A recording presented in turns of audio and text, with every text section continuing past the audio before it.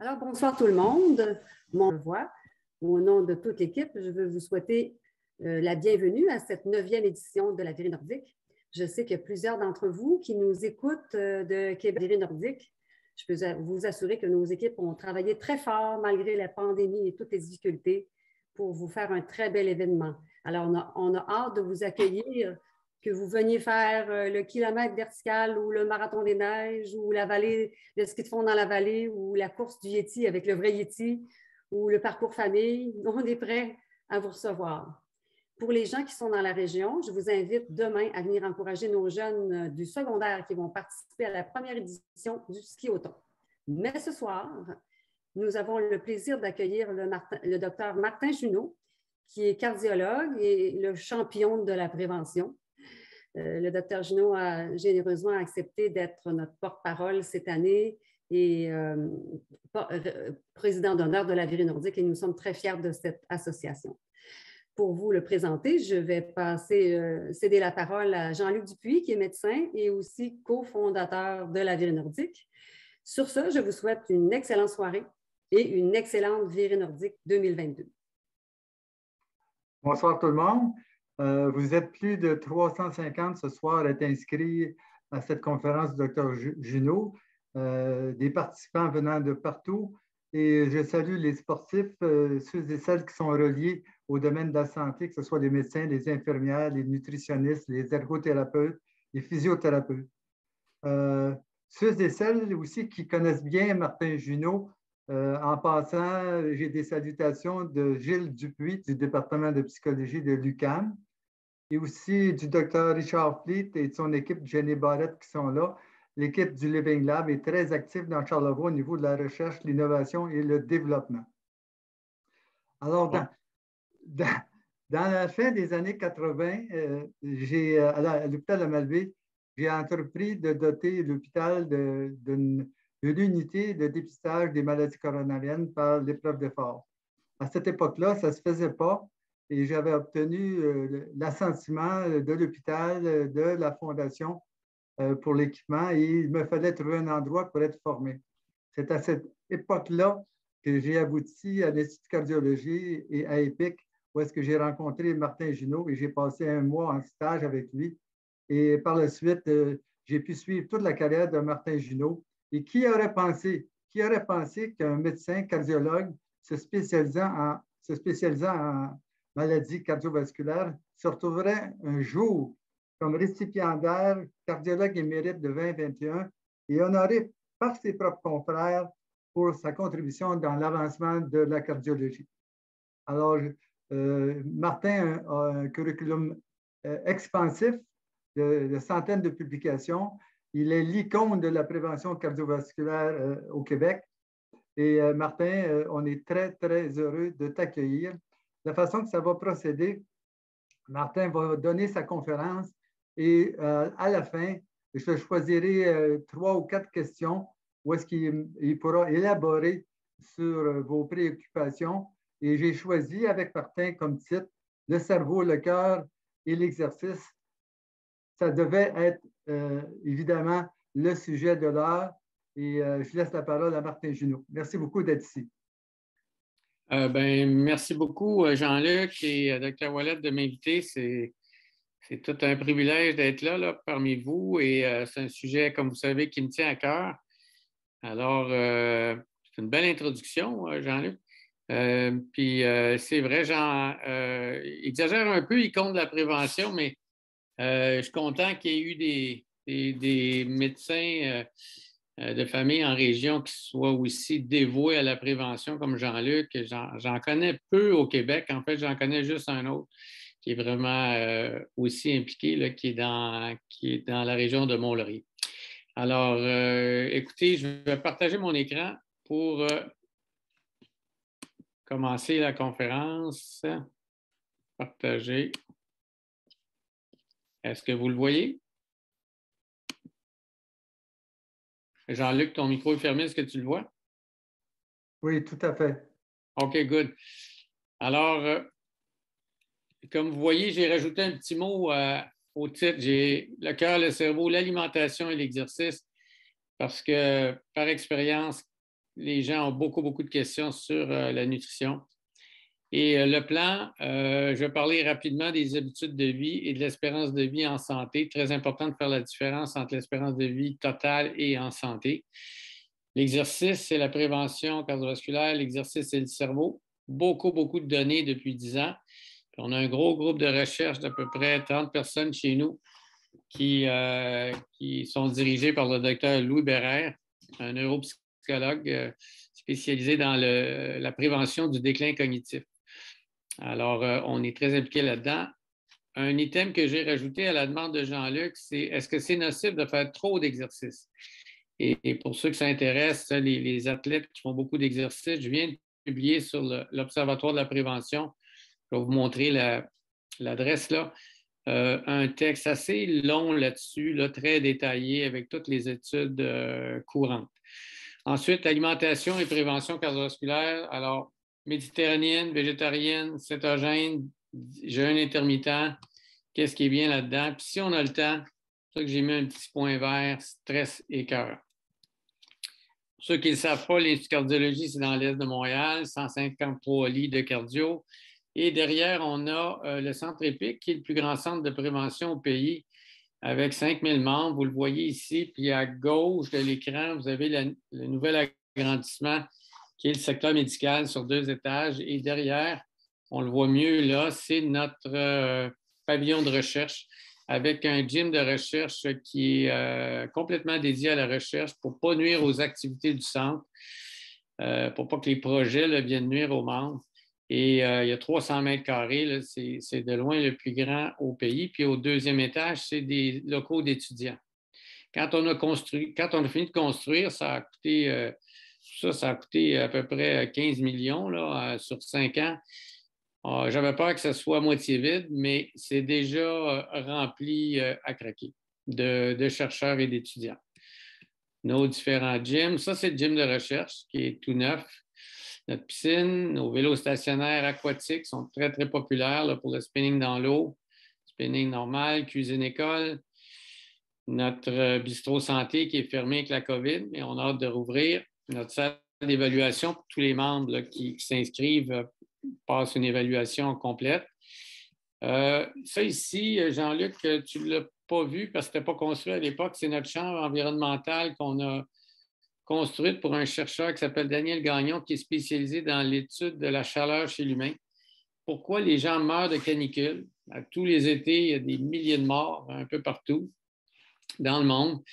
Et Daniel Gagnon, qui est un PhD, étudie ça avec évidemment des sujets humains. Alors, il peut reproduire des canicules à 40 degrés, 80 d'humidité ou 38 degrés, 20 d'humidité. Et il est subventionné par tous les organismes canadiens et notamment aussi par l'Australie pour $1 million pour étudier des canicules australiennes. Il peut aussi étudier le froid comme on a fait dans le passé. Ça, c'est un vêtement chauffant avec lequel on peut reproduire la chaleur, l'effet de la chaleur, puis faire de l'imagerie cardiaque. Alors, mettre les gens dans un PET scan, par exemple, pour voir s'il y a des anomalies au cœur quand la température corporelle augmente. L'Observatoire, vous avez la page de l'Observatoire ici. Alors, vous googlez Observatoire de la prévention et du cardiologie de Montréal, vous devriez tomber dessus. L'adresse exacte, c'est observatoireprévention en un mot.org. Et on publie des textes à tous les semaines. Comme je vous dis, le dernier, c'est sur la mort subite chez l'athlète de haut niveau senior, un athlète senior. Ça, c'est le livre que j'ai écrit il y a 3-4 ans qui résume pas mal là, les données sur la prévention cardiovasculaire, là, surtout axée sur les habitudes de vie. L'espérance de vie en santé, c'est ça qu'on veut augmenter. Personne n'est intéressé à vivre à 100 ans avec 15 années en CHSLD. On a tous vu qu'est-ce que ça a l'air dans les reportages sur la COVID. Là. Personne ne veut passer trop de temps là. Malheureusement, là, j'espère que ça va s'améliorer. Mais si vous regardez à droite les femmes, l'espérance de vie à la naissance est de 83 ans au Canada, 71 ans pour l'espérance de vie en santé. Donc, les femmes vont avoir une douzaine d'années à vivre avec une ou plusieurs conditions chroniques qui nuit à la qualité de vie. Les hommes, c'est 78 ans la longévité, mais c'est 69 ans, disons, l'espérance de vie en santé. Donc, encore là, une dizaine d'années à vivre avec une ou plusieurs conditions. Ça, je parle de la moyenne des gens. Alors, le but de la prévention, puis mon but, moi, personnellement, c'est, quand je parle à mes patients, c'est qu'il faut absolument réduire cet écart-là. Tant mieux si vous allez vivre jusqu'à 84, un petit peu plus, mais on ne voudrait pas que ce soit 12-13 ans de misère. Alors, les études montrent très bien le concept qu'on appelle de compression de la morbidité, une expression un peu compliquée, mais qui dit que si vous avez des bonnes habitudes de vie, l'écart ne sera pas de 10 ans, 12 ans, il va être d'1 an à peu près. Alors, vous allez vivre très bien jusqu'à vers la fin et vous allez avoir peut-être une année et demie avec une condition chronique. Encore sur les habitudes de vie, 123 000 personnes, une grande étude suivie pendant 34 ans par l'équipe de Frank Yu à Harvard et Willett. Et qu'est-ce qu'ils ont montré? C'est que si, panneau de gauche, regardez à gauche, alors si vous êtes une femme et vous avez atteint l'âge de 50 ans, ou une femme qui atteint l'âge de bien, fruits et légumes, etc., grains entiers, on va en parler tantôt, qui n'ont pas de surpoids, qui ne fument pas, qui consomment de l'alcool très modérément et qui font de l'exercice régulièrement. Une autre statistique du même genre, une étude chez l'homme, ils ont fait la même chose chez les femmes, ça c'est en Suède, ça a été fait chez les femmes aux États-Unis. Le risque d'infarctus du myocarde à une dizaine dans les 10-12 prochaines années est de 1000 pour 100 000 si vous n'avez aucune bonne habitude de vie. Par contre, si vous avez les 5 à droite, il est de 115 sur 100 000. Ça, c'est une différence de 85 %. Il n'y a pas une pilule qui fait ça, là. On donne beaucoup de statines en prévention, en cardiologie puis en médecine générale. Les statines diminuent le risque de 1 % en termes absolus, là. Ça part de 3 % chez ceux qui n'en ont pas à 1,9 chez ceux qui en ont. C'est une différence de 1,1 %. Alors, il n'y a rien de plus fort que les habitudes de vie. Ça, je regardais l'American Association for Cancer Research. Montrait c'était quoi les causes de cancer. Alors, sans surprise, le tabac est numéro 1. Deuxième, obésité. Troisième, alcool. Quatrième, les rayons ultraviolets, trop d'exposition au soleil, surtout dans la région du sud des États-Unis. Et puis, vous avez la malbouffe, poor diet. Puis, si vous cumulez pour la mauvaise bouffe et l'excès de poids, c'est pas mal relié, bien, c'est presque autant que le tabac. Puis, vous voyez, la sédentarité est un des facteurs importants, là, même pour les cancers. Alors, moi, je dis toujours à mes patients, faites pas ce que je vous conseille seulement pour votre cœur, faites-le pour prévenir plusieurs cancers et pour aussi prévenir les démences. Ça, c'est une diapo qui illustre tous les bénéfices de l'exercice. Alors, vous voyez, c'est incroyable, l'exercice agit de façon favorable sur à peu près tout, là. Vous voyez sommeil, stress, athérosclérose, prévention du cancer du sein, du côlon, profil lipidique, système immunitaire, ostéoporose, etc. Et j'attire votre attention sur le haut de la diapo, c'est-à-dire la tête. On sait maintenant que ça retarde et prévient l'incidence, ou en tout cas, ça retarde l'incidence des démences, dont l'Alzheimer et les maladies neurodégénératives comme le Parkinson. Et ça, c'est quelque chose que les neurologues viennent de découvrir. Il y a 3 ans, j'ai été invité à leur congrès annuel. J'étais assez surpris, là, mais c'est parce qu'ils commencent à découvrir les habitudes de vie. Un peu tard, là, mais mieux vaut tard que jamais. C'est quoi l'activité physique recommandée? C'est quoi la dose? Alors, vous avez entendu 30 minutes par jour de marche, 1 heure de marche, 15 minutes de marche. Alors, la réponse est un petit peu plus complexe. Et puis, ça, c'est une diapo qui résume une centaine d'études. Et faite sur celle-là, elle vient d'une étude sur 400 000 personnes, mais elle représente très bien la question. Alors, en bas, vous avez la durée d'exercice en minutes par jour. Puis, en ordonnée, à gauche, vous avez la mortalité. Alors, le point, c'est que c'est une question de dose. Alors, vous voyez qu'à 15 minutes, entre 10 et 20 là, sur la ligne horizontale, si vous montez, vous arrivez à 14, ça veut dire qu'aussi peu que 15 minutes équivalent de marche par jour, vous avez une réduction de mortalité totale de 14 % Cardiovasculaire, c'est autour de 20 % la réduction avec seulement 15 minutes de marche. Si vous allez à 30 minutes de marche, vous voyez que c'est pas mal plus. 40, c'est plus. 50, c'est plus. 60, c'est plus. Et vous avez un plafond autour de 90 minutes de marche par jour. Autrement dit, 15, c'est très bien. 30, c'est mieux. 90, c'est le maximum. Après ça, vous pouvez faire 2-3 heures de marche par jour. Il n'y aura pas de gain additionnel.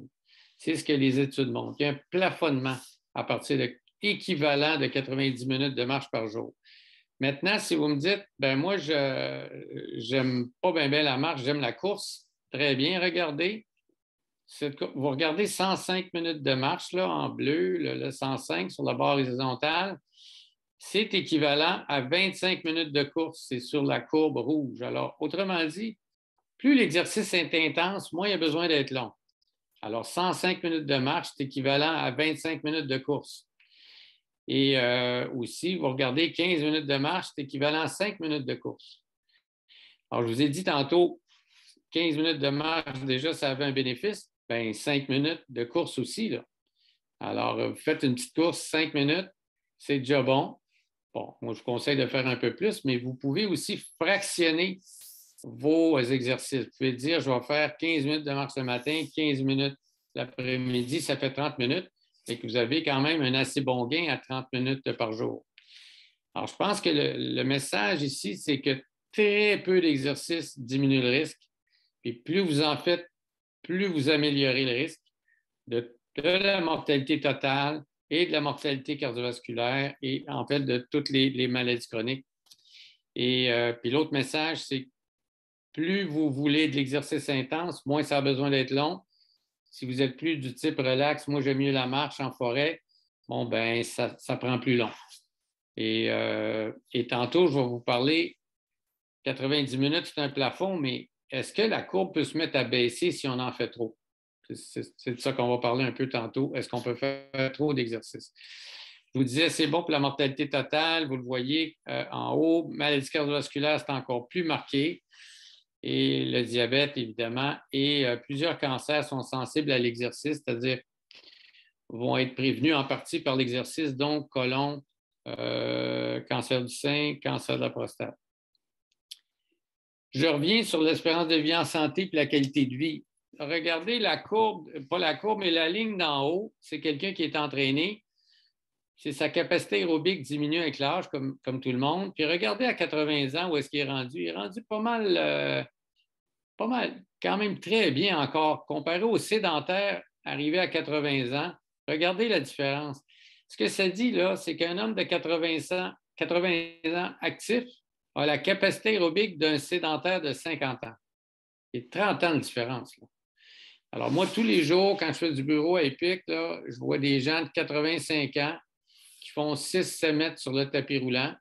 Puis ça, pour vous donner une idée, c'est ce qu'on voit souvent là, dans la soixantaine des gens pas tellement en forme. Et puis, malheureusement, j'ai des employés de l'hôpital de 30 ans, toujours assis, qui viennent en auto, retournent chez eux en auto, qui ne font pas d'exercice, qui ont à 30 ans 6 mètres. Là. Alors, tout ça pour vous dire qu'il y a quelqu'un qui s'entraîne à 80 ans, 85 ans, il y a une forme physique de quelqu'un 30 ans plus jeune qui ne s'entraîne pas. Et ça fait toute la différence dans la qualité de vie. Ça veut dire que un gars comme Jean-Luc Dupuis va pouvoir aller faire du trekking en montagne dans les Alpes à 80 ans, là, alors que bien des gens de 80 ans vont avoir de la misère à sortir de chez eux. Ça, c'est un chercheur de Stanford qui a mis au monde le concept de compression de morbidité. C'est le Dr. Fry. Il est mort récemment. Et ce qu'il faisait, lui, il comparait des gens qui s'entraînaient en pointillés sur le graphique versus la ligne dure, là, la ligne noire, c'est des sédentaires. Puis, il comparait leur invalidité avec l'âge. Puis, regardez comment il y a très peu d'invalidité à 75 ans, à 80 ans. Et puis, ça commence là, quand on dépasse 83, 84 ans, puis là, les gens meurent. Alors, c'est ça le concept de compression de morbidité par rapport aux autres qui commencent à être invalides. Déjà, là, vous voyez la ligne noire, là, déjà à partir de 65-69 ans, ça monte pas mal. Là. Rendu à 75, c'est pas mal haut. Là. Alors, le but, c'est ça, c'est de comprimer la période où on est atteint par différents problèmes là, avec l'âge. Ça, c'est juste une image là, des glaciers en Suisse. Le directeur des PIC, il est marié à une Suisse, puis il y a plein d'amis guides en Suisse, puis il a offert à des membres EPIC qui voulaient et qui étaient bien entraînés de venir marcher sur des glaciers en Suisse. Et puis, il m'a demandé de les accompagner. Je vous le dis, j'ai payé mon billet. Là. Et puis, on a amené des gens pour la Fondation EPIC, des gens, des cardiaques, opérés, pontage, angioplastie. Et les gens que vous voyez là encordés, ils ont 75 ans, ils ont un sac à dos de 50 livres sur le dos, puis on est à 3700 mètres sur cette photo-là. Et puis c'est des cardiaques, là. Mais c'est des gens qui s'entraînent, puis pas en fou, 3 fois par semaine depuis plusieurs années. Et c'est pour montrer qu'il n'y a pas de limite à ce qu'on peut faire quand on s'entraîne régulièrement. Je vous ai parlé de marche pendant une demi-heure, 30 minutes, 40 minutes ou de course, mais on peut aussi faire de l'exercice par intervalle, qui est très à la mode. Ça a commencé chez les grands athlètes dans les années 50. Ça a été développé par un chercheur allemand, là, Dr. Reinhardt. Et puis, ça a percolé jusqu'aux athlètes plus, c'est-à-dire moins intenses que les Olympiens. Et puis, finalement, ça s'est rendu chez Monsieur, Madame, tout le monde. Et nous, on a décidé, il y a une quinzaine d'années, de tester ça chez des gens âgés et chez des gens cardiaques. Mais je vous explique le principe. À gauche, en vert, c'est de l'exercice continu. Donc, vous courez, disons, pendant 30 minutes à 75 % de votre capacité. Et puis, ou vous décidez, non, je vais faire un exercice très intense. La colonne rouge, c'est vous allez à votre max pendant, disons, 30 secondes sur un vélo stationnaire et vous arrêtez de pédaler 30 secondes. Pour commencer 30 secondes, vous arrêtez 30 secondes. C'est ce qu'on appelle par intervalle ou intermittent. Et puis, quand vous vous reposez, vous pouvez avoir ce qu'on appelle une récupération qui est passive, c'est-à-dire à zéro. Vous arrêtez de pédaler, ou active. Vous pédalez moins vite. Nous, on a trouvé avec nos études que la récupération passive à zéro était beaucoup mieux tolérée et beaucoup mieux appréciée par nos gens de tous les âges, incluant les gens âgés. Alors, notre modèle, ce qu'on utilise beaucoup, vous le voyez en bas, c'est 15 secondes au maximum ou 30 secondes. Hein. Il y a des gens qui préfèrent 15, il y en a qui préfèrent 30. Mais 15 secondes est très populaire. Donc, 15 secondes, vous pédalez au max. 15 secondes, vous arrêtez. 15 secondes au max, 15 secondes, vous arrêtez. Vous faites ça 16 minutes et c'est plus efficace que 30 minutes de course continue. Et n'oubliez pas que dans votre 16 minutes, il y en a la moitié, vous étiez arrêté. Autrement dit, vous avez fait 8 minutes d'effort. C'est plus efficace que votre 30 minutes de continu. Pourquoi ça? C'est sur la prochaine diapo. Vous le voyez en rouge. C'est que je vais vous montrer les autres courbes. En bleu, c'est un tapis roulant maximum. Vous montez votre capacité jusqu'au max, puis vous arrêtez, puis ça redescend. En jaune, c'est l'intervalle de 15 secondes, 15 secondes. Mais voyez-vous, les gens, après 13 minutes, en avaient assez parce que la récupération était active. Ils pédalaient à moitié de leur intensité au lieu du maximum. C'était ça l'intervalle. En rouge, c'était 15 secondes au max, 15 secondes d'arrêt complètement. Alors, vous voyez comment ils ont été capables d'endurer l'exercice. Ils ont été capables de faire 33 minutes. Alors, il n'y a pas moyen de vous garder entre 80 et 95 % de votre max pendant 33 minutes, à moins d'être un athlète olympique. Là. Alors, monsieur, madame, tout le monde peut faire ça. C'est extrêmement efficace. Alors, nous, on le recommande pour briser la routine. Faites une journée de l'intervalle pendant 20 minutes, disons. Le lendemain, vous faites du continu, puis vous variez. Alors, ce n'est pas tout le monde qui aime ça, mais je vous dirais qu'au centre, même nos cardiaques âgés adorent l'intervalle. On le fait en réadaptation cardiaque. Je vous parlais d'exercice et cerveau. Bon, on se disait, bien, l'exercice, c'est sûr, ça augmente c'est bon, ça augmente la circulation au cerveau, mais c'est beaucoup plus que ça. Les muscles entraînés sécrètent ce qu'on appelle différentes myokines qui agissent directement sur les neurones au niveau du cerveau. Sans entrer dans les détails, ça augmente ce qu'on appelle la neurogénèse et puis la plasticité des neurones. Alors, les neurones deviennent plus actifs, plus en santé, et on voit aussi une augmentation de l'hippocampe. Je vais vous montrer une photo, puis ça améliore la mémoire et différentes fonctions exécutives. Quand on parle de cognition, les gens pensent mémoire, mais il y a beaucoup plus que ça. Par exemple, en fin de journée, vous êtes fatigué, vous avez, je ne sais pas moi, pas âgé, là, 50 ans. Vous êtes fatigué, épuisé, vous allez prendre des mauvaises décisions. Vous allez sauter un plomb facilement avec votre enfant ou avec votre conjoint. Bien, ça, c'est le manque d'inhibition. C'est des fonctions exécutives qui font que vous êtes fatigué.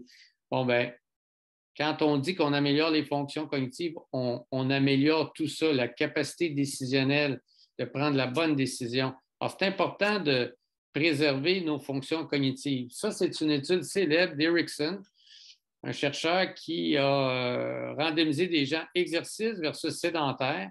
Alors, exercice en bleu sur le graphique, et puis en rouge, c'est les sédentaires. Puis il a regardé après un an, il a mesuré en résonance magnétique la taille de l'hippocampe. L'hippocampe, c'est une structure au cerveau que vous voyez ici en jaune sur le graphique du cerveau, la photo du cerveau. Et c'est un des sièges importants de la mémoire. Bien, en un an, les deux côtés, l'hippocampe gauche et droit, ont augmenté de taille dans le groupe entraîné et diminué de taille avec l'âge, une année, dans le groupe sédentaire. Alors, on est même capable de le prouver par de l'imagerie du cerveau. Puis ça, c'est une étude qui date déjà de 2011. Il y en a eu des tonnes qui ont confirmé cette étude-là. Toujours dans le domaine exercice cerveau, il y a une grande étude en Finlande qui s'appelle l'étude Finger, où ils entraînent des gens en fait, ce qu'on appelle une intervention multidomaine, comme on fait à EPIC, c'est-à-dire alimentation, exercice et entraînement cognitif, jouer à des jeux spéciaux vidéo pour entraîner le cerveau. Et ce qu'ils ont vu après 24 mois, c'est que tous les domaines de la cognition étaient améliorés. Fonction exécutive, mémoire, vitesse de processing, etc. Alors, en seulement 2 ans. Et je voudrais que le message là, soit clair que quand on dit que l'exercice est bon pour le cerveau, c'est vraiment vrai et ça retarde le déclin cognitif, ça prévient les démences. Il y a 15 ans, des grands chercheurs québécois, le bien connu comme Jules Poirier, avec qui on collabore, disaient que l'Alzheimer, là, oubliez ça, c'est héréditaire. That's it. Il n'y a rien à faire pour le prévenir. Bien, si vous parlez à Jules Poirier aujourd'hui, il va vous dire qu'il a commencé un programme de prévention parce qu'il n'en vient pas lui-même de l'efficacité des habitudes de vie pour réduire et ralentir le déclin cognitif et prévenir les démences. Les neurologues sont tous en train de découvrir ça, comme je vous disais. Est-ce qu'on peut faire trop d'exercices? Alors, j'ai publié ça le 7 février, c'est tout récent. C'est un peu à la demande de Pierre Lavoie, qui a vu plusieurs de ses amis mourir dans les 2 dernières années, subitement à l'entraînement.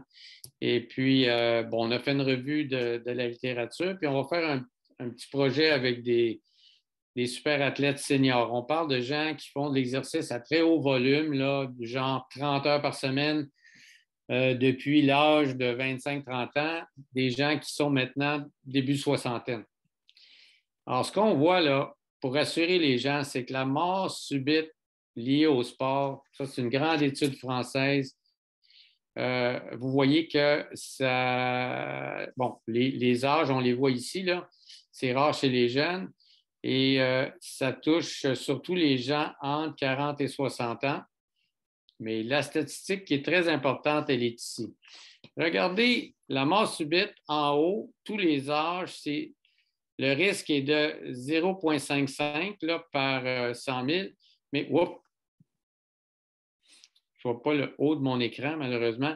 Et regardez marathon, 0,54 au total. C'est toujours plus chez les hommes que chez les femmes.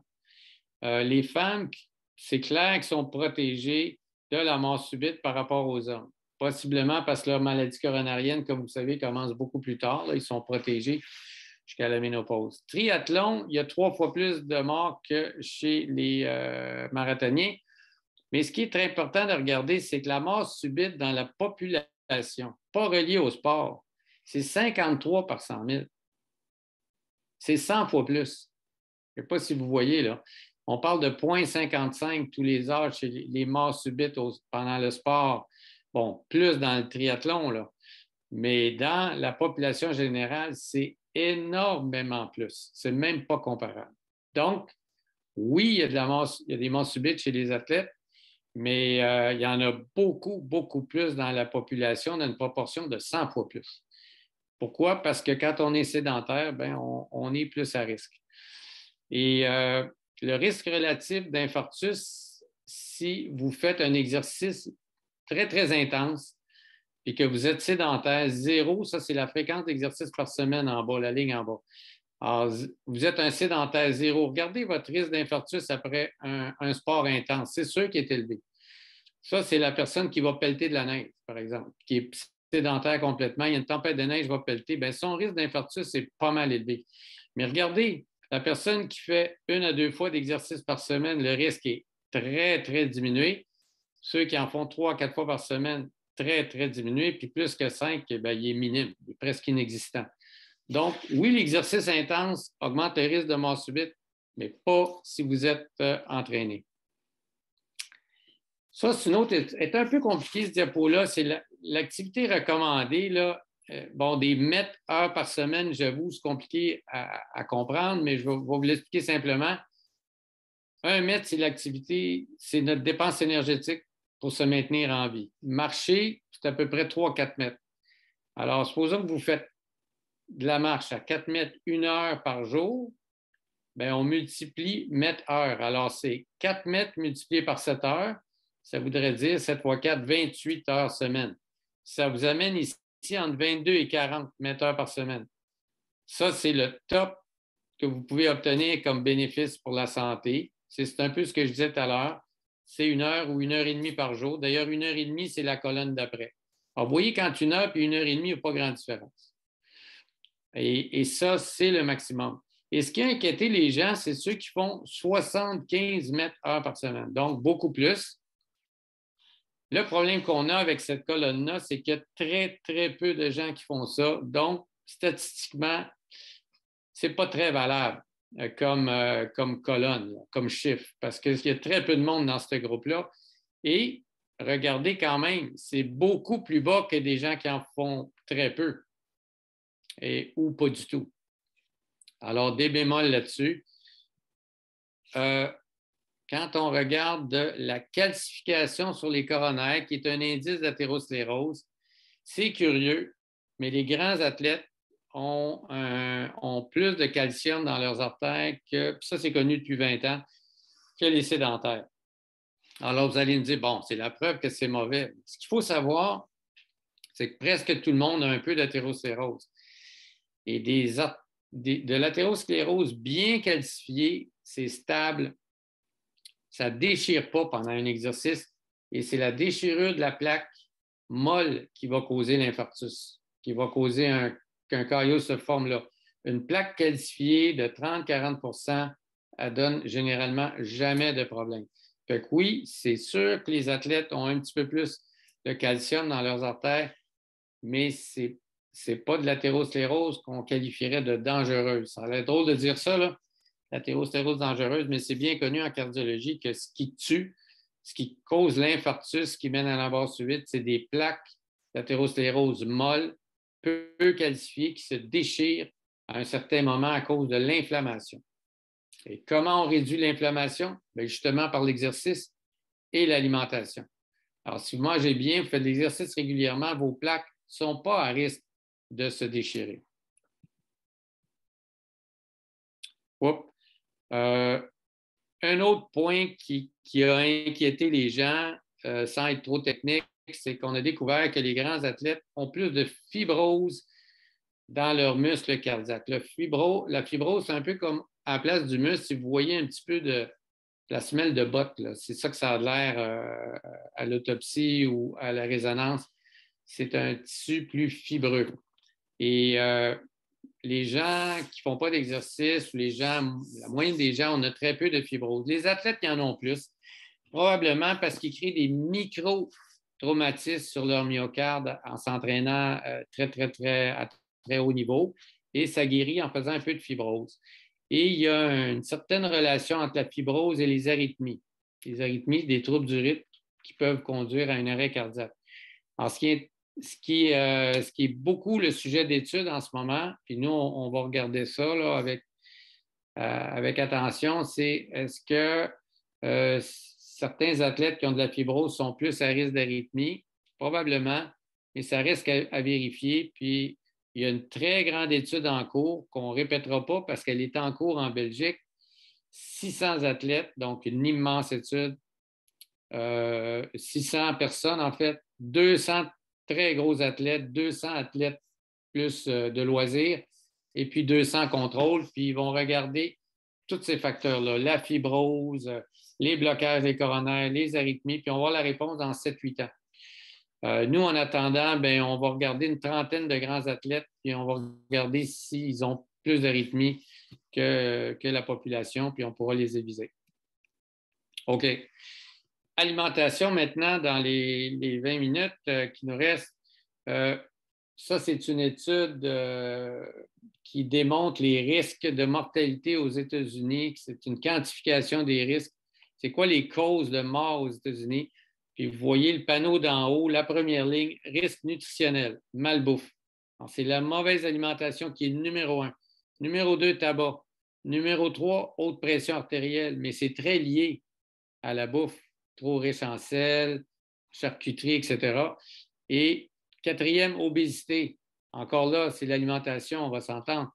Ensuite, glucose, la glycémie élevée dans le sang. Donc, si vous regardez là, toutes les premières lignes, les causes les plus importantes de mortalité prématurée aux États-Unis, c'est l'alimentation.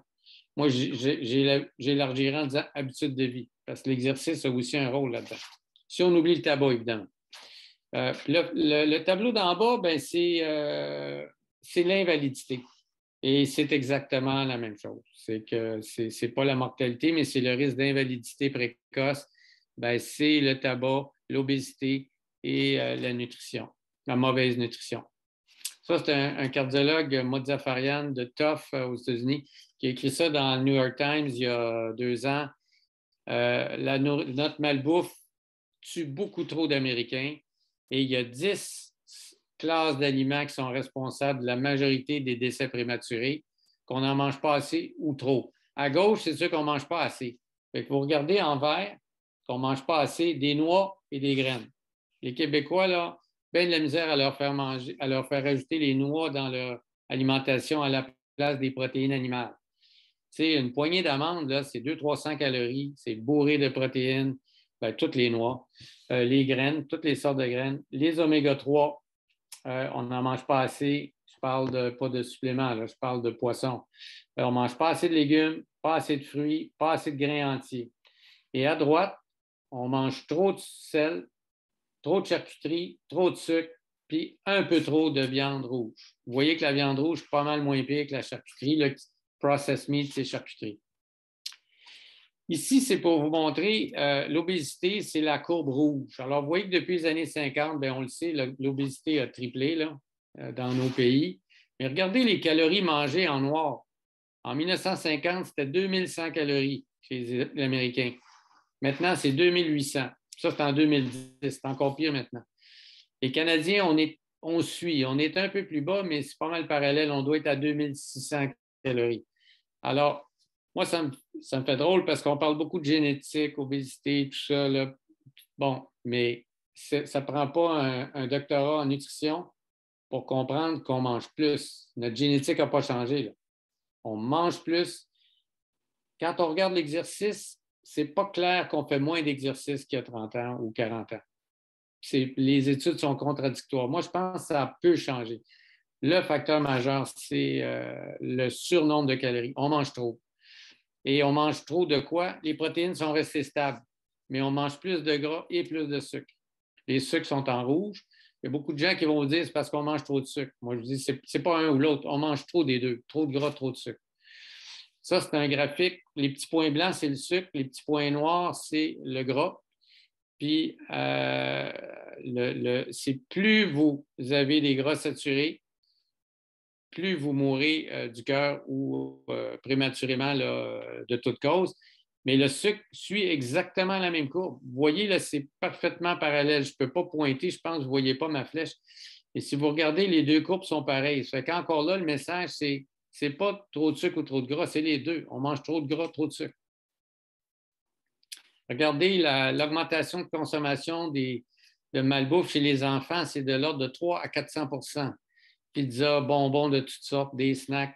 Les légumes ont baissé de 40 % Les seuls légumes qui ont augmenté, c'est les frites. Alors, on a vraiment un problème de malbouffe. Et on a de la pub comme ça. Là. Même l'American Heart Association s'est associée à Coke, l'American College. Pour moi, c'est scandaleux. Je trouve ça aussi épouvantable que les annonces de cigarettes à l'époque.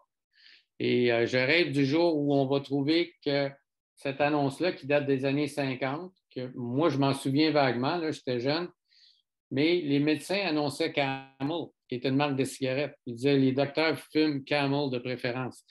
On voit ça aujourd'hui, on n'en revient pas, mais ça fait seulement 20 ans que les compagnies n'ont pas le droit d'annoncer la cigarette.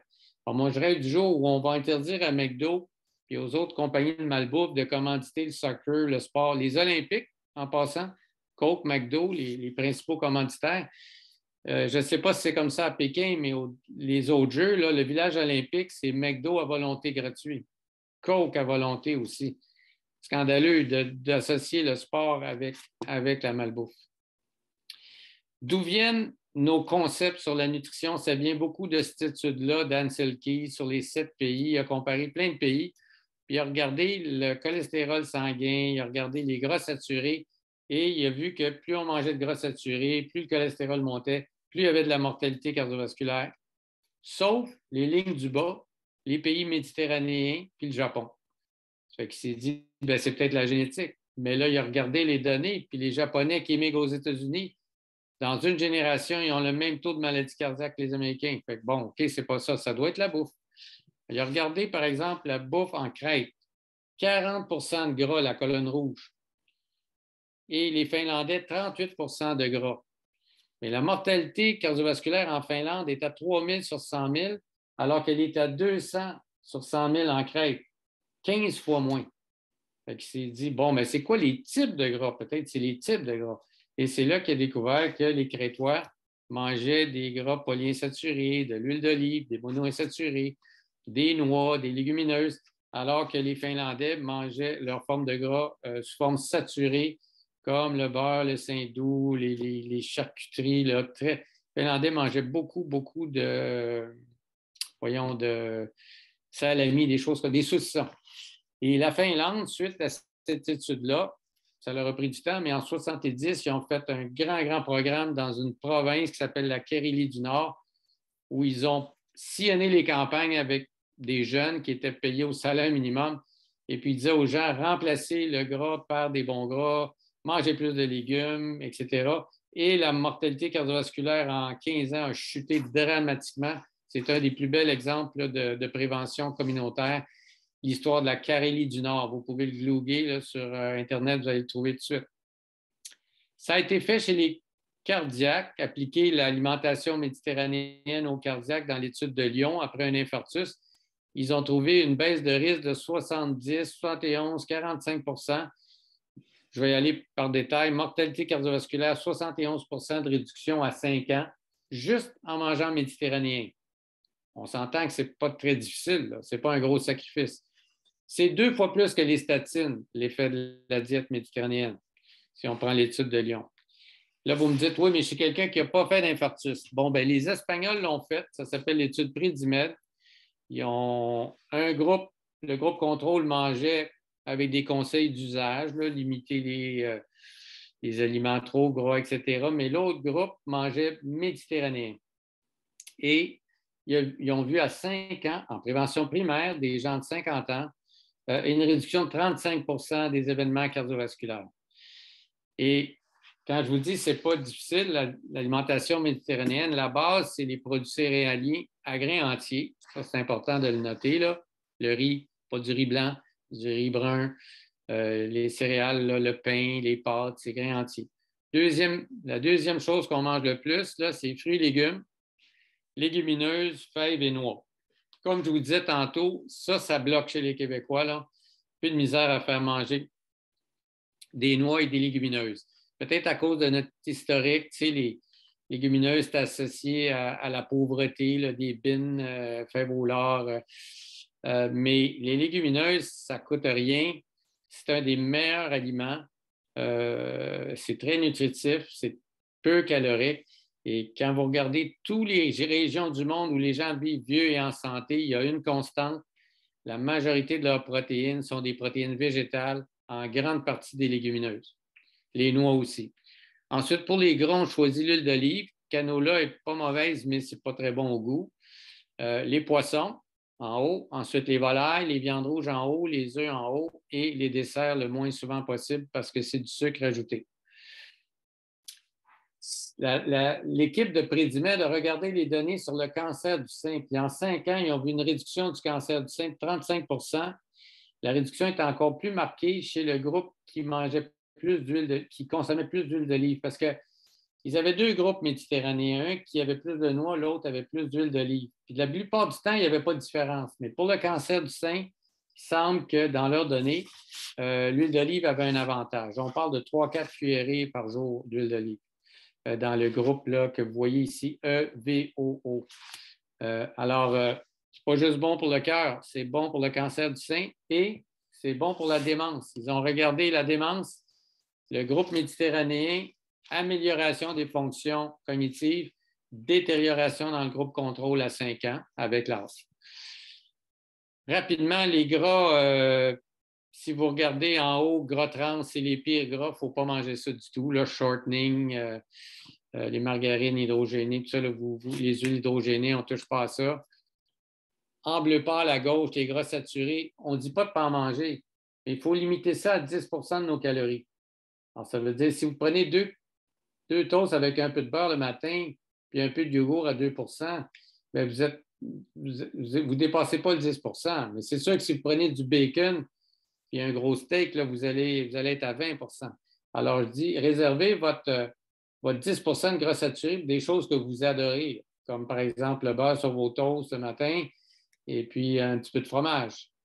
Puis ça va vous faire votre 10 %. Ensuite, dans les bons gras, bien, en bas à droite, vous avez les fameux monoinsaturés. Ça, c'est ce qu'on voit dans l'huile d'olive, les avocats, les amandes. Excellent gras.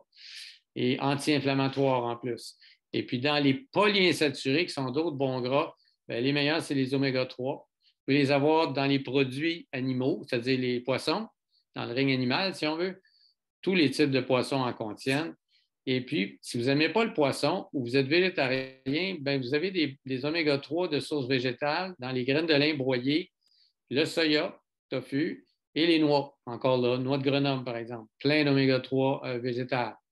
Les oméga 6, bon, on n'en mange plus beaucoup parce que c'était des huiles très utilisées par l'industrie. Il n'y a plus grand monde qui fait ses salades avec l'huile de tournesol ou l'huile de maïs. Les polyinsaturés 6, si on en mange beaucoup, c'est inflammatoire. Alors, on dit aux gens, bien, c'est préférable l'huile d'olive et les oméga 3 que les oméga 6. Alors, c'est ça pour les gras. On parle souvent de la diète d'Okinawa, qui est un exemple où les gens vivent centenaires en excellente santé jusqu'à la fin, là. Et ça a l'air de quoi? Les statistiques à Okinawa, c'est très impressionnant, là.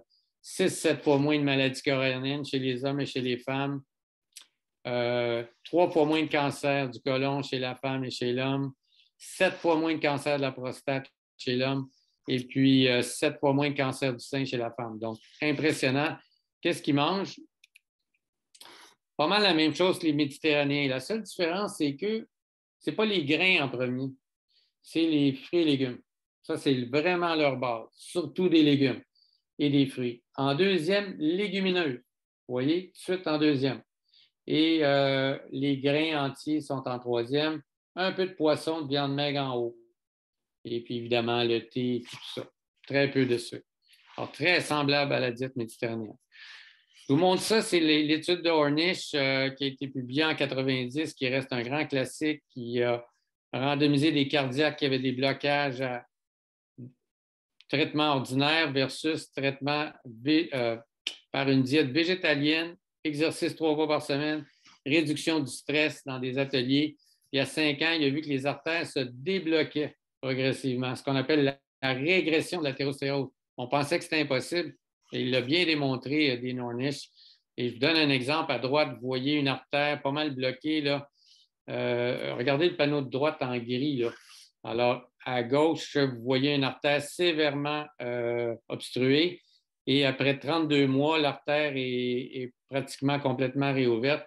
On voit ça régulièrement là, avec le programme d'Ornish qu'on offre à EPIC depuis 35 ans. Là. Mes collègues disent, bien, personne ne veut faire ça, manger végétalien. Bien, il faut d'abord l'offrir aux gens, parce qu'il y a des gens qui sont prêts à le faire pour voir leur athérosclérose disparaître, régresser, disons. Et j'ai plusieurs patients, moi, qui s'étaient fait référer pour chirurgie, pontage, qui ont demandé une deuxième opinion à notre équipe. Je leur propose, je dis, si vous voulez que je vous suive sans pontage, vous allez devoir suivre le programme à la lettre. Et puis ceux qui le font, là, ils n'ont jamais besoin d'être opérés. Là. Puis on les voit 3-4 ans plus tard, ils n'ont plus d'angine. Leur tapis roulant passe de 5 mètres à 10 mètres. J'ai l'air d'exagérer, là, mais c'est littéralement ça qu'on voit. Alors, pour vous dire que ça, à quel point l'alimentation est puissante. Ça, c'est une revue de Harvard sur les diètes à base de plantes, donc les diètes végétariennes et les maladies cardiovasculaires, toutes les méta-analyses. Regardez les carrés, là. Le risque est réduit de 20 à 25 dans toutes les études. C'est un petit peu moins vrai pour les AVC. Vous voyez que l'effet est moins marqué. Un mot rapide sur les protéines animales versus les plantes, les protéines de plantes. Il y a eu toute une espèce de mythe autour des protéines végétales qui n'étaient pas complètes, puis qu'il fallait manger de la viande pour avoir des vraies protéines. C'est vraiment faux. On sait ça maintenant depuis un bon bout. Mais ce qu'on sait aussi, c'est que les protéines de plantes sont meilleures pour la santé. Et ça, c'est une grande étude où on voit là, quand on remplace les protéines animales par des protéines végétales, on améliore la mortalité de toute cause de cancer et de maladies cardiovasculaires. C'est vrai d'à peu près tout. Là. Et alors, on a avantage à ne pas arrêter complètement la viande, mais à manger de plus en plus de protéines de type végétal. J'ai écrit un texte il y a 2-3 ans sur des acides aminés des protéines de plantes versus animales. Alors, non seulement il n'y a pas de problème avec les protéines végétales, mais dans les acides aminés qui composent les protéines, bien, il y a 3 acides aminés qui nous dérangent en santé. C'est les acides aminés à chaîne latérale ramifiée. Ça a l'air bien compliqué, là, mais c'est très simple. C'est des acides aminés qui s'appellent la leucine, l'isoleucine et la valine. Et on ne trouve pas ça dans le règne végétal, c'est dans les viandes.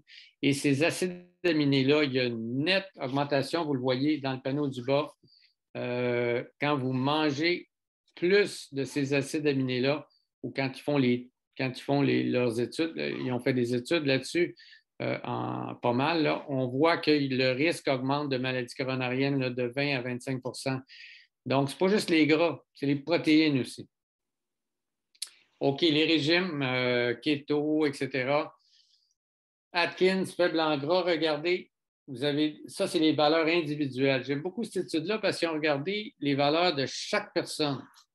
Et le point de cette diapo-là, c'est de vous montrer à quel point on n'est pas égaux devant la nourriture. C'est que regardez, le même programme, c'est fait très, très contrôlé.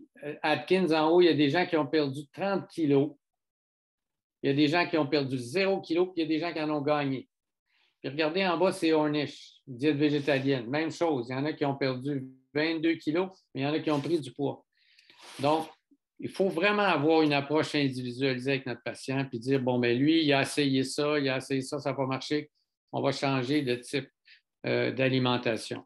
Et quand on regarde juste un mot rapide, les diètes faibles en gras versus faibles en hydrates faibles en sucre, sont les diètes qu'on appelle low carb, là, comme Montignac, Atkins. Il y a un petit effet à 2 ans, un petit effet, je dirais, une petite supériorité, mais c'est de l'ordre d'1 à 2 kilos. C'est vraiment pas énorme à 2 ans par rapport aux autres diètes. Puis la diète keto, je vais vous montrer une étude qui m'a fatigué, moi, une étude de Kevin Hall, qui est un chercheur très sérieux du NIH. Lui, il hospitalise les gens 14 jours, puis ce qu'ils mangent, là, c'est 100% contrôlé. Là. Ils ne peuvent pas tricher, ils sont à l'hôpital. Et regardez à gauche, c'est la diète low carb, c'est-à-dire une diète keto.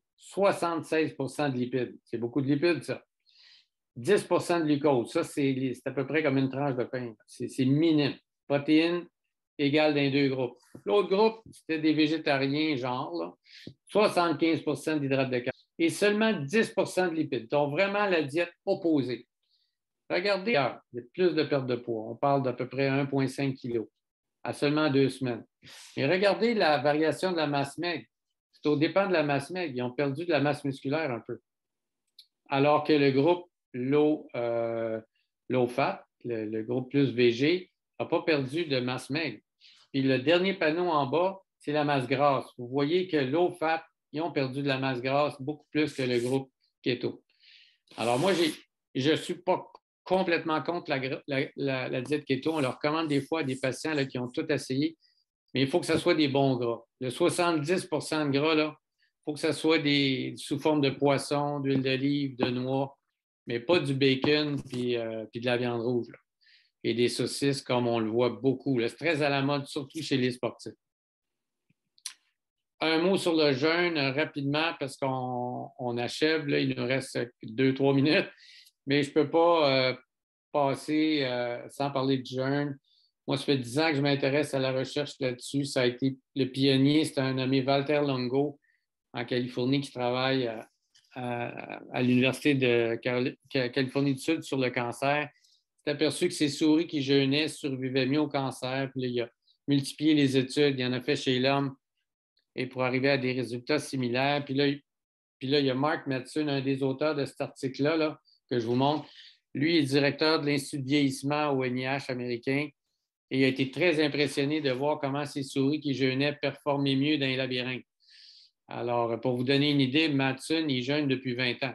Il fait du jeûne depuis 20 ans à cause de ce qu'il a observé lui-même, parce qu'ils ont fait des études chez l'homme. Et quand c'est rendu dans le New England, pour ceux qui ne le savent pas, qui nous écoutent, c'est la revue médicale la plus prestigieuse, la plus lue par les médecins là, en Occident.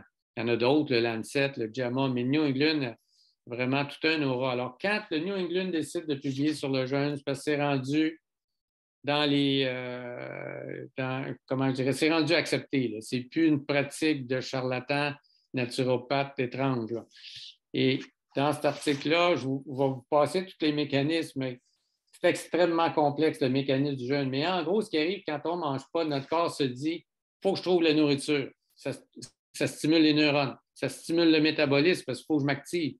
Alors, votre métabolisme ne se met pas au neutre. Au contraire, il s'augmente un petit peu. Et l'autre chose, c'est que les cellules se mettent en mode réparation. C'est plus le temps de digérer de la nourriture. Là, il n'y en a pas. Sur les études sur le jeûne, ils vont vous dire qu'ils cherchent de façon très active à imiter le jeûne parce qu'ils disent que personne ne veut faire ça. Alors, ils cherchent des pilules qui imiteraient le jeûne. Puis il y a plein d'études en cours sur des pilules qui essaieraient de faire tout ça. À date, il y a des candidats, mais il n'y en a pas encore qui sont sécuritaires. Et les effets de jeûne sont partout. L'effet, ça réduit le gras viscéral, donc la bédaine.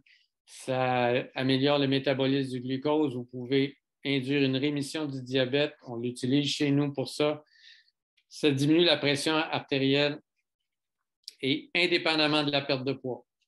Alors, il y a des gens qui n'ont même pas besoin de perte de poids qui vont faire du jeûne intermittent.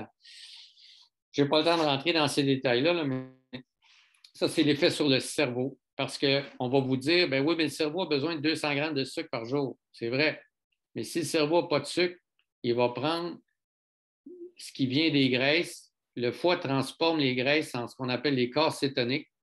et le cerveau adore les corps cétoniques. Quand les gens jeûnent, après 2-3 jours, il y a juste des corps cétoniques pour nourrir le cerveau. Les gens disent qu'ils sont dans un état mental là, très vif. C'est pour ça qu'il y a beaucoup de mystiques et d'artistes qui jeûnent parce qu'ils trouvent qu'ils sont dans un autre état, puis c'est bien documenté maintenant. Dans le New England, ça, c'est encore les mécanismes, mais il suggère aux médecins, voici comment procéder si votre patient est intéressé ou vous voulez que votre patient perde du poids, améliore son diabète, sa pression. Commencez par dire au moins, ne mangez pas le soir. Finissez de souper à 7 heures, déjeunez demain matin à 7 heures, bien, vous êtes naturellement en jeûne 12 heures. D'ailleurs, déjeuner, ça vient de là, hein? Arrêtez le jeûne. Alors, surtout ne pas manger le soir. Alors, on mange trop souvent et on mange trop. Alors, il y a beaucoup de chercheurs, notamment Sinclair à Harvard, qui dit qu'on devrait manger une fois par jour. On choisit l'heure, là, mais une fois par jour, disons au souper, puis on dîne pas, on déjeune pas, on prend des liquides, on s'hydrate bien, là, mais c'est peut-être un peu extrême, ça. Alors, vous voyez, le premier mois, on se nourrit seulement sur 10 heures. Alors, vous choisissez, disons, de 8 heures le matin à 4-5 heures l'après-midi. Ou bien, puis ensuite, vous passez, on se nourrit sur 8 heures, ensuite sur 6 heures. Et autrement dit, c'est ce qu'on appelle le 18-6. Alors, par exemple, vous arrêtez de souper à 7 heures, le lendemain matin, vous ne déjeunez pas à 7 heures, vous attendez 12 plus 4, vous attendez 4 heures. Donc, vous mangez à 11 heures, votre premier repas à 11 heures. Vous avez fait un 18 heures de jeûne. On s'habitue très, très vite. Et moi, ce que je conseille aux gens, vous levez le matin, prenez un bon thé vert ou un thé ou un café, pas de lait, pas de sucre, et puis vous buvez de l'eau. Et vous allez voir, là, après 2-3 fois d'avoir fait ça, vous avez... c'est très, très facile. Puis moi, je le fais régulièrement. Pourquoi je le fais? Là, je ne suis pas gros, ceux qui me connaissent, mais j'ai un frère plus vieux que moi qui a un bon tour de taille et je veux éviter ça. Et je ne veux pas que ma pression s'élève. Je veux aussi améliorer mes chances c'est-à-dire de diminuer mes chances de démence, etc. Donc, je trouve ça très intéressant, cette approche. Je le fais depuis plusieurs années là, et je m'entraîne ces journées-là sans problème. D'ailleurs, l'exercice combiné au jeûne, ça fait des miracles là, pour le métabolisme. Il y a plein de revues sur le jeûne maintenant, puis vous voyez juste vous montrer ici le schéma. Vous regardez à droite, là, ça s'appelle Time Restricted Eating. C'est fermer la fenêtre pendant laquelle on mange, là, restreindre la fenêtre à quelques heures. Vous voyez un effet sur le poids, la pression artérielle, le stress oxydatif. Ça, c'est ce qui cause des mutations cellulaires. Alors, on veut diminuer ça. Et l'amélioration du métabolisme du glucose et de la résistance à l'insuline. Donc, juste des effets bénéfiques. Ça, c'est un journaliste américain, Mike Pollan, qui écrit beaucoup sur la nourriture, qui a écrit une phrase que tout le monde reprend. « Eat food, mostly plant, not too much ». C'est juste ça que vous avez besoin de savoir. Puis quand il dit « eat food », il veut dire de la vraie nourriture, là, pas des aliments transformés. Mais moi, je rajouterais « et moins souvent ». La pire affaire, c'est d'écouter les conseils de snacker 3 fois par jour. Comme malheureusement, on fait faire à nos enfants, bien, il faut qu'il y ait un lunch le matin, il faut qu'il y ait un lunch l'après-midi. Pire affaire pour le gain de poids. On devrait manger au plus 3 fois par jour, puis idéalement, peut-être moins. Je ne parle pas des enfants, hein? Là, moi, je traite des adultes. Fait que le jeûne, c'est sûr, je n'appliquerai pas ça aux enfants puis aux femmes enceintes, là, c'est évident, ni aux gens qui ont des troubles alimentaires, là, les ados, mais je parle d'adultes. Et je veux juste finir sur le stress. J'avais dit, si j'avais le temps, j'ai dépassé les soustractions mathématiques rapides avec une horloge, un cadran pour dire « vous n'allez pas assez vite, il faut aller plus vite ». Autrement dit, on stresse les gens puis on mesure est-ce que ça induit un problème au niveau du cœur en injectant un isotope radioactif. Là, on fait ça tous les jours en cardiologie, là, mesurer l'ischémie, le manque de sang au myocarde. Alors, non seulement ils ont démontré que le stress mental pouvait induire de l'ischémie, mais il y a des gens qui n'ont pas de stress, c'est-à-dire qui n'ont pas d'ischémie, ils n'ont pas répercussions, là, comment je dirais ça? Ils n'ont pas de manque de sang à leur muscle cardiaque en faisant un effort, mais ils ont un manque de sang à leur myocarde, à leur muscle cardiaque, en ayant un stress mental. Alors ça, par exemple, c'est la femme qui vous dit, ben moi, je peux courir, je peux monter les marches en courant, je n'ai jamais de douleur d'angine. Je me fais sursauter, j'ai une grosse douleur. Les médecins vont souvent prendre ça à la légère. Mais cette étude-là montre que, on peut démontrer que le stress mental crée 6 ans. Ceux qui avaient, vous voyez là, la ligne bleue, c'est Mental Stress Ischemia. C'est des gens qui avaient juste de l'ischémie, un manque de sang. Au moment d'un stress mental, ils ont une grosse augmentation de leurs accidents cardiovasculaires à 6 ans.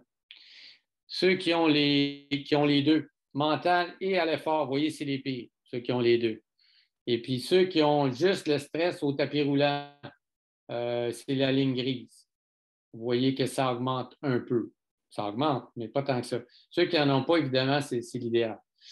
Mais mon point, c'est que quand on vous dit que le stress, c'est mauvais pour le cœur, bien, des études, il y en a des tonnes là, depuis 50 ans, mais celle-là qui vient d'être publiée, elle m'a pas mal impressionné. Ça fait que je vais arrêter ici pour pouvoir prendre des questions pendant le temps qui reste. Merci à tout le monde. Merci beaucoup, Martin. Dr. Junot a l'art de passer une quantité incroyable d'informations en un temps précis, de sorte qu'une bonne partie des questions que j'ai vues passer, Martin a répondu d'une certaine façon. Quelque chose qui est intéressant ici, une question de quelqu'un qui voudrait savoir concernant l'exercice physique et la formation d'un gros cœur et des problèmes de rythme. Commentaire, s'il te plaît? Oui, bien, c'est sûr que quand vous entraînez beaucoup, votre cœur grossit. Le muscle cardiaque s'hypertrophie. Puis ça, c'est de l'hypertrophie qu'on appelle physiologique. C'est une bonne hypertrophie. Alors, par exemple, c'est un peu comme le bras, si vous levez des poids, bien, votre muscle va grossir. Et puis, en cardiologie du sport, on est capable de distinguer une hypertrophie due au sport, donc normale, à une hypertrophie anormale, due à la haute pression, par exemple, ou à un problème de valve. Bon, c'est sûr que, là, je vais vous parler d'arythmie. Il y avait une question sur les arythmies. Le problème, c'est qu'il n'y a pas juste le muscle cardiaque des ventres. Malheureusement, l'oreillette, notamment l'oreillette gauche, aussi dilate. Et chez les très grands athlètes, il y a 5 fois plus d'une arythmie qu'on appelle la fibrillation auriculaire, qui est une arythmie qu'on n'aime pas avoir. Et les autres arythmies ventriculaires, comme la mort subite, comme je disais tantôt, là, ça prend des volumes d'exercice extraordinaires pour créer de la fibrose qui pourrait éventuellement créer des arythmies, puis ce n'est même pas encore prouvé. Alors, oui, l'exercice crée de l'hypertrophie, mais c'est une bonne hypertrophie. Autre sujet qui est intéressant concernant l'exercice, ceux qui font de l'exercice sous forme de sprint comme les joueurs de tennis et les gens qui font de l'exercice contrôlé, où est-ce qu'ils peuvent contrôler leur fréquence cardiaque. Alors, est-ce qu'il y a des commentaires à faire sur ces deux types d'exercices concernant Oui, bien, ça ressemble beaucoup à ce que je disais, exercice par intervalle. Hein? Le tennis, c'est de l'intervalle. C'est que vous êtes arrêté, vous courez après la balle, vous arrêtez, vous courez après la balle. Donc, c'est l'exemple typique de l'exercice par intervalle, comme le badminton. Tennis, badminton, squash, c'est de l'exercice par intervalle. C'est sûr que c'est difficile de contrôler sa fréquence cardiaque quand on fait de l'intervalle. Et on ne le recommande pas parce que c'est sur une très courte période. Ça fait que ça ne sert pas vraiment à grand-chose. On va dire, vous faites 15 secondes de sprint, 15 secondes d'arrêt, vous jouez au tennis, là, vous courez après la balle, vous arrêtez. Moi, je dis toujours aux gens, fiez-vous à votre sensation à vous. Alors, si vous vous sentez plus essoufflé que normal, si vous mettez à avoir des malaises thoraciques, bien là, il y a quelque chose qui se passe et vous devriez consulter. Mais, et puis encore là, il y a des gens qui ont des montres polaires, par exemple, quand ils font de l'exercice tennis ou l'exercice par intervalle, ils regardent comment leur fréquence a monté. Mais c'est sûr qu'elle monte au maximum. Et puis, mais une très courte période. Donc, toutes les études qu'on a faites à date, c'est sécuritaire. Mais il faut s'écouter. faut s'écouter. Comme ça, l'exercice par sprint n'augmente pas. Il fait un sprint d'1 kilomètre, là, très dangereux. Évidemment, tu as parlé beaucoup de nutrition et ça se reflète dans les questions.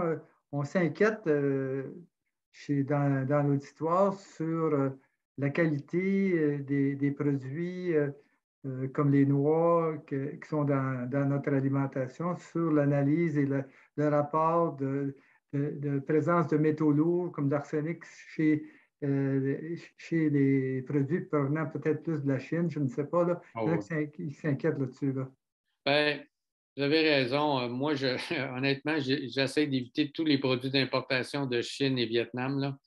Les poissons qui viennent du Vietnam, j'ai vu des reportages sur les chaînes françaises, c'est épouvantable. J'essaie d'avoir du poisson sauvage. Le saumon, le canadien est excellent, là, du Pacifique, etc. Les noix, j'essaie d'avoir... Écoutez, ça vaut la peine de payer un peu plus cher de les avoir bio aussi. Avant, on disait bio, pas bio, il n'y a pas de différence. Là, on commence à avoir des études, justement, où on prélève des échantillons sanguins chez les gens qui mangent bio versus chez les gens qui ne mangent pas bio, puis il y a des petites différences. Est-ce que c'est significatif? Je ne sais pas, mais j'éviterais les extrêmes comme les produits d'importation chinois. Même chose pour les fruits. Vous achetez des fruits l'hiver qui viennent du Chili. Moi, je ne touche pas à ça. Les fraises du Chili, ces affaires-là, c'est bourré de pesticides. Même le Mexique. J'essaie d'avoir des produits québécois ou des produits, tu sais, par exemple, des bleuets congelés. Je les achète congelés puis je les consomme l'hiver. Je les décongèle l'hiver. Mais moi, je porte attention à la provenance des aliments. Vous avez raison. Dans l'auditoire, nous avons des gens dans Charlevoix qui s'impliquent dans la prévention cardiovasculaire, spécialement le Club Bon Cœur, qui est dirigé par Mme Francine Thibault. Qu'est-ce que vous auriez à dire sur qu'on devrait faire dans les régions rurales? Parce qu'il y a aussi Dr. Fleet qui est un expert en médecine rurale. Comment on peut, en région rurale, diminuer le taux de maladies cardiovasculaires parce qu'on n'a pas accès à le counseling et l'équipement que vous avez en ville? Bien, moi, je trouve que le principal problème des régions rurales, puis vous me corrigerez, là, mais c'est les déserts alimentaires. Tu sais, c'est les petits villages où tout ce qu'il y a, c'est un petit point de vente, pas de fruits et légumes, des canages, puis tout ça. On me dit que c'est très, très courant en région. Charlevoix, je pense que c'est pas le cas à la Malbaie puis à Baie-Saint-Paul, là, mais tu sais, dans des endroits reculés, il y a vraiment des déserts alimentaires. Quelqu'un qui n'a pas de voiture, là, est obligé d'acheter des produits qui ne sont pas frais, il n'y a pas de fruits et légumes, etc. Je pense que ça, c'est le principal problème. Mais moi, je dirais, pour les habitudes de vie, moi, je pense que vous êtes choyé dans votre région parce que vous avez le plein air. Vous avez beaucoup d'agriculteurs, tu sais, favoriser la culture de fruits et légumes de qualité, proximité, des serres, etc. Je trouve qu'il y a tout ce qu'il faut en région pour avoir une meilleure santé cardiovasculaire, alors qu'en ville, nous, on est pris avec la pollution. Et puis, si vous habitez en ville, vous ne pouvez rien faire contre la pollution. Là. Vous ne pouvez pas vous enfermer chez vous avec des filtres et puis pas être exposé à la pollution. Fait que, je ne sais pas, moi, je trouve que avoir accès aux produits locaux de qualité, le plein air, vous avez la recette la recette idéale. Là. On a fait un texte dans l'Observatoire sur les bienfaits de la nature et qui a été signé par Louis Bérère, notre chercheur, là, puis la CEPAC nous avait commandé ça. Et on voit dans la revue de littérature qu'on a fait que faire de l'exercice en nature ou marcher dans la nature, il y a plusieurs bénéfices pour la santé, puis le niveau de preuve est assez convaincant. Et pour nous, en ville, bien, il faut se déplacer, là. Même les parcs en ville n'ont pas la même qualité que la nature sauvage. Et le temps passe et on aurait des questions encore pour un bon bout de temps. Je pourrais peut-être demander une dernière question un peu plus pointue, surtout pour ceux qui s'intéressent. On a une association de l'Alzheimer ici. Qu'est-ce qu'on a comme marqueur pour déterminer que l'exercice est bon pour le cognitif? Ah ben, ce qu'on fait, nous autres, avec l'équipe du docteur Bérard, je devrais dire ce que lui fait, là, parce qu'évidemment, ce n'est pas mon domaine. Eh bien, ils ont une batterie de tests cognitifs. Alors, ça peut être des tests. On peut faire une batterie très simple en 1 heure, puis on peut faire des tests pendant toute la journée. Alors, il y a toute la gamme. Mais le point, c'est que c'est très simple de faire une évaluation des fonctions cognitives. Alors, moi, par exemple, en clinique, récemment, j'ai vu un homme de 79 ans qui me dit, Docteur Junot, depuis 1 an, j'en perds. Là. C'est pas juste le gars qui oublie des noms comme moi, là, puis comme nous tous, là, mais c'est drôle, j'ai placé mes clés à vraiment une place de fou. Bon, puis il commence à avoir des doutes. Ma femme me le dit. Bon, je fais une consultation à l'équipe de Dr Bérard, c'est des neuropsychologues, et puis eux vont faire une évaluation de toutes les fonctions cognitives, puis arriver avec un diagnostic précis et surtout quoi faire. Parce qu'il y a beaucoup de ça qui est réversible. Vous passez une mauvaise période, votre diabète est mal contrôlé, vos fonctions cognitives vont se détériorer. Vous améliorez le contrôle de vos facteurs de risque, votre cognition va s'améliorer. Alors, ce que ça prend, j'avoue que sans région, ça peut être un gros problème, c'est l'accès à des neuropsychologues, puis idéalement des neuropsychologues dans vos équipes payés par le public, parce qu'en privé, c'est hors de prix. Hors de prix. C'est 2 500 $ une évaluation par un neuropsychologue. Nous, on en a dans notre équipe. Je voudrais, Martin, à ce moment-ci, au nom de la Virée nordique, au nom de tous nos bénévoles, à nos participants ce soir, te remercier infiniment et te rappeler à l'auditoire que nous avons pris en note les questions et nous allons tenter de les refiler à Martin Junot, spécialement les questions qui n'ont pas été couvertes ce soir par la discussion. Et on va donner un feedback sur l'ensemble des demandes. Alors, bonne soirée tout le monde. On vous revoit sur les pentes dans la neige parce que la virée nordique, c'est pour l'hiver. Merci à Dr Junot et bonne chance à toutes les équipes d'EPIC et de l'Institut de cardiologie. Merci beaucoup, Dupuis.